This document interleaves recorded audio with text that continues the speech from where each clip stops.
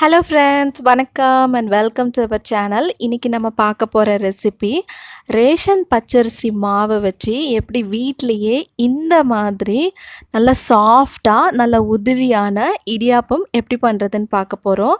இது பண்ணுறது ரொம்ப சுலபம், 10 நிமிஷமே இதுக்கு அதிகம்தான். அதே சமயத்தில் ரொம்ப சூப்பராக நம்ம ரெடி பண்ணிடலாம். இப்போது இந்த இடியாப்பம் பண்ணுறதுக்கு நான் 2 கிளாஸ் அளவு அரிசி மாவு எடுத்திருக்கேன், பச்சரிசி மாவு. என்கிட்ட வறுக்காத பச்சரிசி மாவு தான் இருக்குது. அதனால் ஒரு டைம் நான் இதை நல்லா வறுத்துக்கிறேன். மிதமான தீயில் நல்லா வறுத்து எடுத்துட்டு, இப்போ இந்த பச்சரிசி மாவு கூட தேவையான அளவு உப்பு சேர்த்துக்கோங்க. 1 ஸ்பூன் எண்ணெய் சேர்த்துட்டு இதை நல்லா மிக்ஸ் பண்ணி விட்டுருங்க. இப்போ நல்லா கொதித்த தண்ணி இருக்குது இல்லையா, தண்ணியை நல்லா கொதிக்க வச்சுட்டு இப்போ அதில் கொஞ்சம் கொஞ்சமாக விட்டு கிளறிட்டே இருங்க.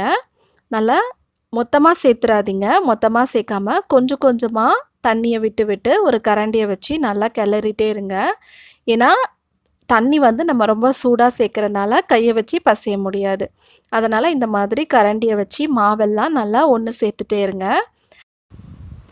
5 நிமிஷத்துலேயே இந்த மாவு நம்ம பிசைஞ்சு எடுத்துடலாம். ரொம்ப நேரம் ஆகாது. இந்த அளவுக்கு மாவு பிசைஞ்சு எடுத்துக்கோங்க. ரொம்ப தண்ணியாகவும் இருக்கக்கூடாது, ரொம்ப கட்டியாகவும் இருக்கக்கூடாது.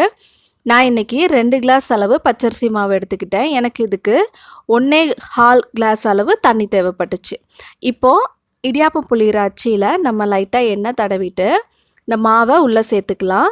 நான் மாவை 2ஆக பிரித்து உள்ளே சேர்த்துக்க போகிறேன். நல்லா இந்த மாதிரி உருட்டிட்டு உள்ளே வச்சு நம்ம இப்போது பிழிய வேண்டியது தான்.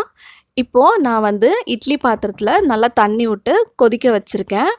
ஒரு வெள்ளை துணி போட்டு அதில் இப்போ நம்ம டைரெக்டாக இந்த மாவை பிழிஞ்சிடலாம். அதில் இந்த மாதிரி ஒரு இட்லி தட்டில் வெள்ளை துணி போட்டுக்கோங்க. வெள்ளை துணியை நல்லா தண்ணியில் முக்கிட்டு பிழிஞ்சிட்டு அது மேலே போட்டுக்கோங்க. இப்போ நம்ம அடுப்பில் வச்சுருக்கிற இந்த இட்லி பாத்திரத்தில் உள்ள தண்ணி நல்லா கொதிக்க ஆரம்பிச்சிடுச்சு. இப்போ நம்ம இந்த இட்லி தட்டை அடுப்பில் வச்சுட்டு இப்போ நம்ம புளிய ஆரம்பிச்சிடலாம். பாருங்கள், இந்த மாதிரி அழகாக சூப்பராக வரணும். இப்போ நீங்கள் புளியும் போது இடையில மாவு ரொம்ப கட்டியாக இருந்துச்சுன்னா இந்த மாதிரி கண்டினியூஸாக புளிய வராது. அதனால் கரெக்டான பதத்துக்கு தண்ணி சேர்த்துக்கோங்க. இந்த மாதிரி எல்லா மாவையும் நல்லா பிழிஞ்சிட்டு இப்போ நம்ம இதை க்ளோஸ் பண்ணி வச்சிடலாம். ஒரு 7 நிமிஷம் இதை அப்படியே மூடி வச்சா போதும். ரொம்ப நேரம் வைக்க வேண்டியதில்லை. கொஞ்ச நேரத்துலையே நம்மளுக்கு நல்லா சூப்பரான சாஃப்டான டேஸ்டான இடியாப்பம் ரெடி ஆயிரும். பாருங்கள் எப்படி ஆவி பறக்க பறக்க சூப்பராக இருக்குன்ட்டு. நீங்களும் வீட்டில் இதை கண்டிப்பாக ட்ரை பண்ணி பாருங்கள். இது பண்ணுறதுக்கு நம்மளுக்கு பெரிய அளவில் பணம் எதுவும் செலவாக போகிறதில்ல. அதே சமயத்தில் ரொம்ப ஆரோக்கியம் இது நம்மளுக்கு. என்னோடய வீடியோ உங்களுக்கு பிடிச்சிருந்துச்சுன்னா மறக்காமல் என்னோடய சேனலை சப்ஸ்கிரைப் பண்ணுங்கள். இவ்வளோ நேரம் இந்த வீடியோவை பொறுமையாக பார்த்ததுக்கு நன்றி.